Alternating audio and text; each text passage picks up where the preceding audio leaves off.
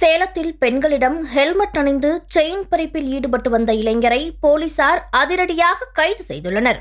கரப்பூர் பகுதியில் கடந்த 19ஆம் தேதி காய்கறி வியாபாரம் செய்து வந்த 51 வயது பெண்ணிடம் வாடிக்கையாளர் போல் நடித்து 2.25 பவுன் தங்க செயினை மர்ம நபர் பறித்து சென்றார். இதனையடுத்து மீண்டும் கரப்பூர் பகுதியில் மளிகை கடை நடத்தி வந்த சத்யா என்பவரிடம் பால் மற்றும் பிஸ்கட் வாங்க வந்தது போல் நடித்து அவரது 2 பவுன் தங்க செயினையும் பறித்து கொண்டு தப்பியோடினார். இந்த சம்பவங்கள் தொடர்பாக தனிப்படை போலீசார் தீவிர விசாரணை மேற்கொண்ட நிலையில் குற்றத்திற்கு பயன்படுத்தப்பட்ட இருசக்கர வாகனம் ராமகிருஷ்ணா ரோட் பகுதியில் நிறுத்தப்பட்டிருந்தது கண்டுபிடிக்கப்பட்டது.